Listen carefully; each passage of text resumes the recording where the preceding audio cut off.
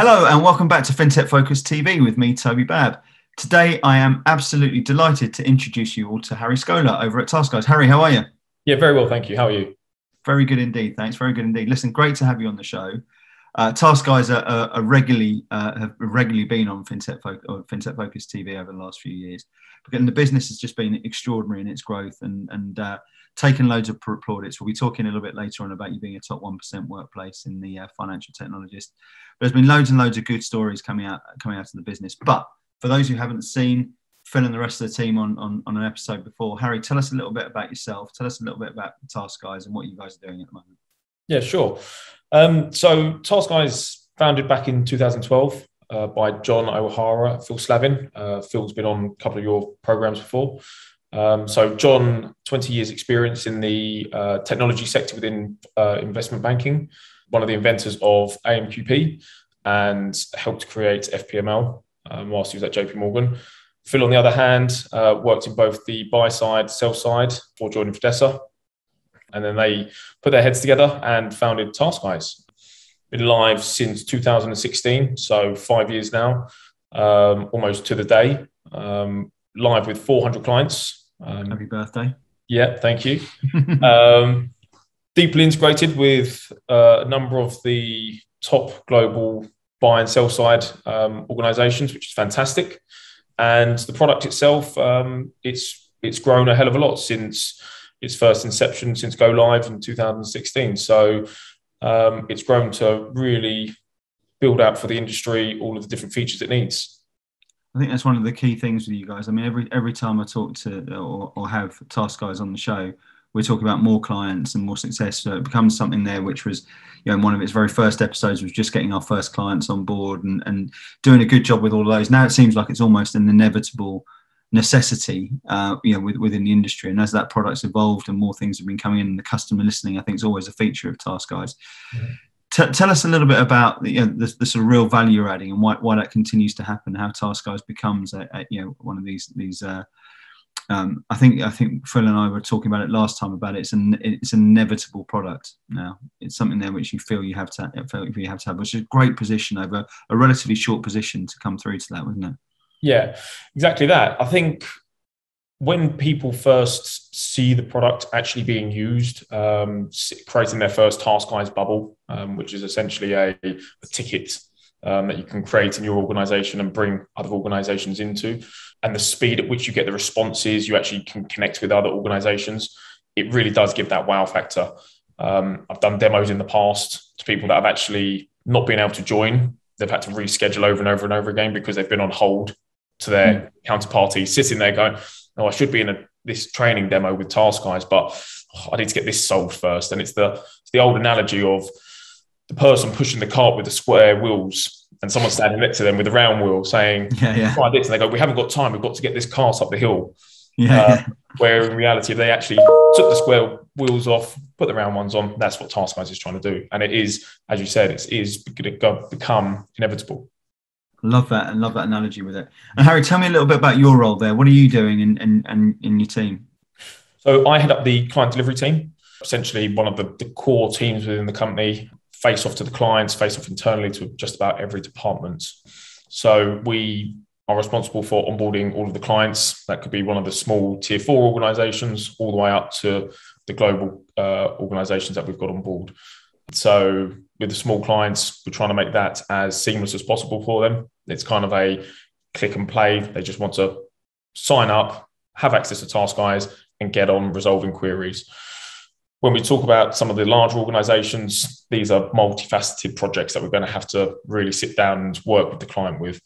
There might be deep integrations with their internal systems. They might want to take data, put it into their data lakes. So take data from within Taskize, put it into their data lakes.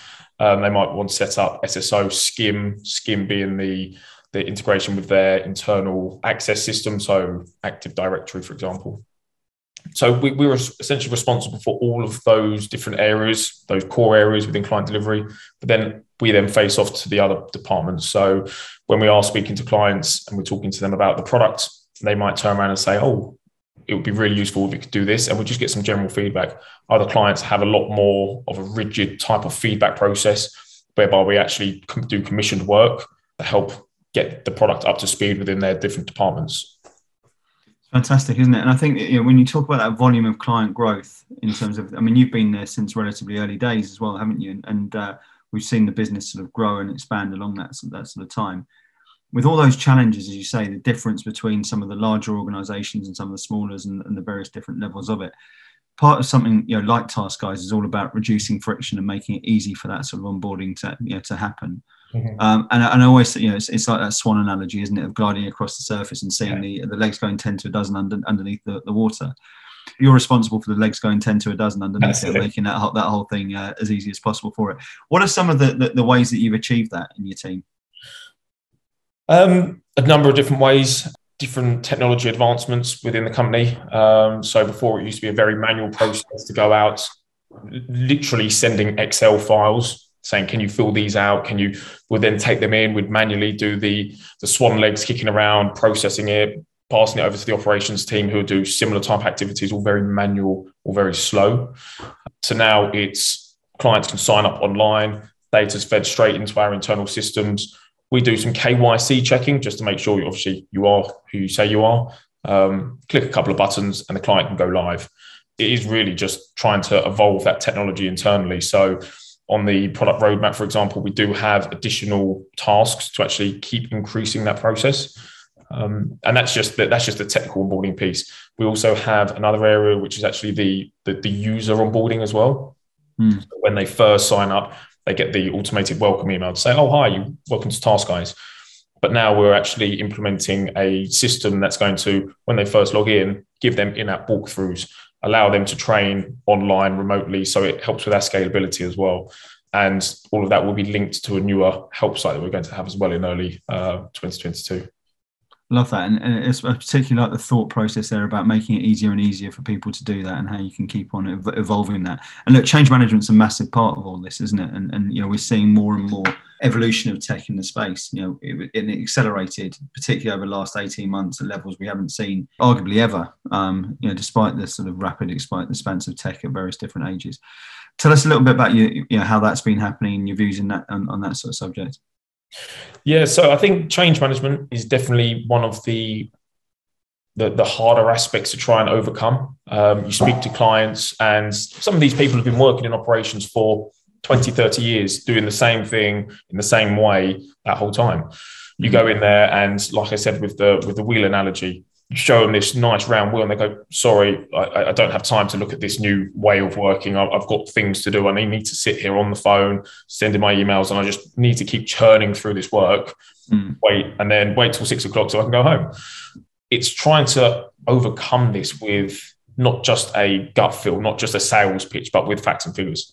Turn around and say, we've actually had previous organizations in similar departments that have increased their efficiencies threefold, that have had responses from their counterparties within 5 minutes, 70% within 5 minutes. These types of facts and figures make people stop and sit up and listen. Giving them those facts, figures, those similar use cases, it does help people to engage. Yeah, it's winning hearts and minds, isn't it? And I think you do that by trust being built through evidence and confidence being built through evidence, and that sort of that sort of data that you're able to provide on that, I think it becomes absolutely compelling to to get to that sort of stage. I find it really interesting what you say there about people just getting busy in work. We sit there and it's just the way it's always been done is how we do it, and we're too busy to actually then look at how we can improve that scenario. And I think one of the big things that we've seen as a trend over the last year or two has been the sort of drive for efficiency, drive for speed. Has probably been the nature of the tech industry in finance for 2 decades. But with speed becomes efficiency at the same sort of time. How can we make this as easy a process as possible to make things? And I love I haven't actually thought of the square wheeled analogy and quite that same sort of thing, but I love that. I'll take that away for it, away with me for sure. Part of all of this is, look, sometimes it can be taken for granted what Taskize has done and how and it is extraordinary. I say it every time we speak to you guys is what you're achieving and what you're doing. I think it's been great. A lot of that has been down to you talked about the sort of skill of that founding team, that founding team and the experience of the founding team, but then also you've been able to sort of grow and bring in more and more great talent all the way through to the business, which is fundamental to a successful company, which is a soapbox I always stand on for obvious reasons in the recruitment side of my job. But I also think, look, that over the last couple of years, it's become more and more difficult to stand out as an employer. It's been more and more difficult to attract the best talent to your industry, as there's a boom in companies all fighting and scrambling for the same people. Taskize, I think, have always been able to sort of give a good story. Financial Technologist magazine's just named you as one of the top 1% workplaces. Within that, you were highly commended as one of the best leadership teams to work for, in the sector, which is massive. I'd love to talk to you a little bit about that, and first and foremost, I'll ask you the big question about why it is that Taskize is such a great place to work and why it's able to attract the talent that it does. Yeah, I think all of what you said is very true. The management team is homegrown. So I think that helps to really bed in almost, and I think I said it in the interview I had with you before, but that family feeling that actually we are all in this together. It isn't someone's been dropped in from above and said, right, you now need to do this, without really understanding why Taskize is who they are. I mean, we've come such a long way. I think I mentioned it at the beginning. Since we first went live in 2016, we've come a huge way with the platform, with the organization. We've got a lot of people that have actually stayed from the very beginning. I think there's a core of about perhaps 10 to 15, maybe even 20 people that have been here since practically the very beginning. They've grown with the company. And yeah, like I said, the management team is now homegrown. We've got the head of product, Cohesion. He has been here since the very beginning. He was taken as a graduate from RBC by John O'Hara. So yeah, exactly that. So John's known him for a very, very long time. Mark J, who's our CTO, he's been here from the very beginning. Myself, I've been here from the very beginning. Obviously, Phil Slavin, Ricardo Sanchez. There's lots of names in this management list that have actually been here for a huge amount of time. Simon actually was here at the beginning, left and came back. It's a sign that the company obviously has great credentials. It's a great place to work. We just recently had a Christmas party, which was a fantastic event. It's a chance to actually see each other, and we all stood up and we got to talk to each other and present in front of one another. And at no point do you feel nervous that you need to say certain things in front of certain people to try and prove that you are worthy of working in the company, because people do this just through their output, their dedication, and making sure that stuff gets done. We all lean on each other to make sure that the company keeps pushing forward. Yeah, I love that. And I think there's so much to be said, isn't there, from that organic growth, and not just sort of parachuting leadership in left, right and centre, but to give and develop. And people are looking for that. What's the story of growth, and how do you keep, retain people in the space as if they're seeing progression? And when you look left and right in that business and are constantly seeing people who've moved through that and gone on that journey, that becomes incredibly aspirational for people to see. When you keep on seeing about the number of new client wins that you guys are talking about, when you look at all those different things, it becomes a very compelling story to do it. But in that leadership piece, there with a junior team and homegrown, I say junior leadership team, but a team there that's been homegrown, there's lots of challenges around that, but it seems that you guys have always excelled at being able to sort of step up and take that journey together. And part of that, that special ingredient, I guess, has been a lot about the communication you guys do. Over communication is a well trodden tactic, and you read any sort of leadership book, and they'll talk about the importance of communication. But you guys seem to have nailed that down. Tell us a little bit about what works for Taskize in that remit. Sure. So I think you're totally right. The communication aspect is vital. There's obviously a fine line with flooding someone with all the information that you think is needed versus taking the key pieces out and saying, this is what you need to know, and make sure it's shared to the relevant people. So each day, the management team will actually get together for half an hour just to make sure that everything's aligned, make sure that if there's any fires, we put them out as quickly as possible. If we're going to fail, we fail fast. And if there are any successes, if there are any areas that we should be investing more time and energy, we could do that. We focus on it. Some may argue that half an hour each day is a lot of management time, but actually it speeds us up because of the extra communication, because I now know that the product team are working on X and the development team are working on Y.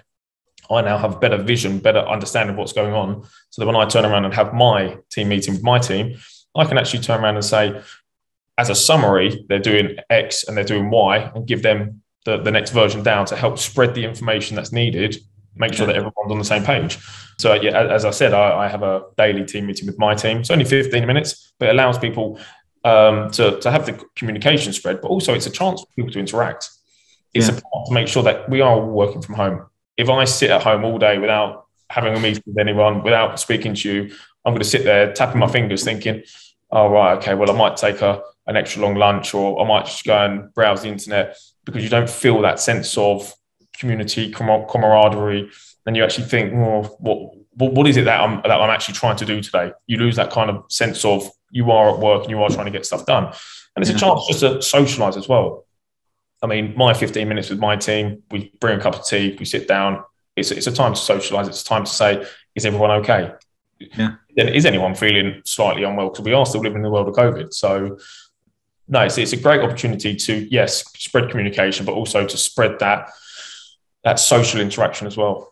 I think it's really important, isn't it? What you just touched on there was about the investment of that time to speed things up, further down. I'm a big believer in morning stand-ups. I'm a big believer in getting people together and spreading messages and working on all that sort of stuff. But I know there's also been people who are saying, well, that's 15 minutes. I could be doing X or Y or Z. More often than not, that's that 15 minutes that gets wasted just with nothing in that sort of time during it. But I think if you're really deliberate with that time and you're thinking about what it's going to be used for, it absolutely speeds things up. It does make you more efficient, and I think execution's in the planning, right? And the more stuff you can do to really push that together, the more efficient you become. Going back to that important word as a team and as in a business. I think one of the other things that really stood out when we were talking. So part of the financial technologist is doing interviews and then passing it over to the judges to then make their call on it. And one of the things I loved about us talking and really stood out to me was that's whilst you were talking about communication, I don't think loads of people talk about listening and the importance of individualizing and creating that time, creating that space, creating that forum to actually listen to what the team is saying and understand their challenges and their ideas and their hopes. And I think that's something which you guys really stand out on. What are some of the things that have really worked for you with that as a sort of leadership skill set, I guess? I think one of the key things is that we're all very aware that it's a safe space. There are no wrong ideas. There are no stupid ideas. It is a case of having the confidence to turn around and say, has anyone thought about this? Or what are we doing about this? Because it's suddenly just flagged up on my radar. And taking that back down to your teams as well and saying, guys, is there anything that you want to raise? And we have skip level meetings whereby my team will actually speak with John O'Hara and now Phil Slavin once a month to just voice questions, voice concerns, and allow them to also get face time. I mean, when I hire anyone, especially when I hire graduates, I say to them, you will get face time and with the CEO, and he will know who you are. He will know who you are very personally in quite an intimate level. Was at the Christmas party and he was sitting next to one of the graduates, and you just think there's not many other organizations that you could join that would actually give you that opportunity where you're going to be sitting with the CEO and he'll care about you and he'll care about your development, your personal growth.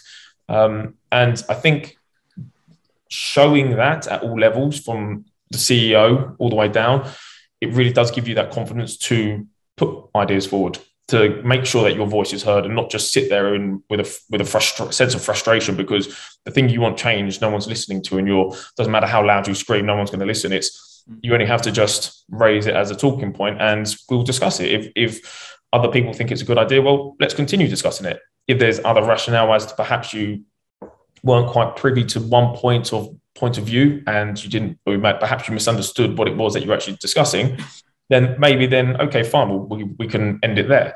But it's one of those things that Taskize is a safe place to work. It's a place of idea creation. We recently just had a hackathon before our Christmas party. So we broke out into 4 teams, and it was a case of 1, let's try and generate some new ideas, but 2, let's also go back to that social aspect, that communication aspect. Let's go and meet other people from different teams, especially now that we're obviously all working from home. It's not often that perhaps the sales team will be speaking with the development team. It's a great opportunity to regroup and actually form that cohesion between everyone in the company. I think that's brilliant, isn't it? I love that sort of focus you guys have got on cohesion, and I think you're right. It's completely underestimated, that, isn't it? The sort of access to to senior people that people get. You forget that in certain organisations, the leaders can be this sort of mythical and far off creature that sort of exists in a boardroom many miles away. Yeah. But actually, I think that sort of value. And unpacking it further, when you talk there about the sort of safe place and psychological safety, if you look at Maslow's hierarchy of needs, is that founding part there to make people feel part of something. And if you look at generations of graduates coming through, and what they're looking for is that sort of involvement, that autonomy, that trust, and that, but also that sort of growth. And I think that's something which you guys have absolutely nailed on, which does make it a superb place to work. Harry, we mentioned it before. We gave the giveaway of the tree to say that we're filming this at the towards the middle to end of December, and we'll probably be airing it sort of early in the new year in January 2022. 2022, as you highlighted beforehand, has got massive opportunity, and I imagine it's going to be another really big year for Taskize. I'm going to ask you two questions to round things off on. Number one is what do we have in store at Taskize, and what's going to be some of the interesting stuff that you guys are up to in the year ahead? What should we be looking out for? And number two is give us some ideas about things that we should expect in the industry. What are going to be some of the big themes that you predict, crystal ball out, about what we can expect to see in 2022 across the industry?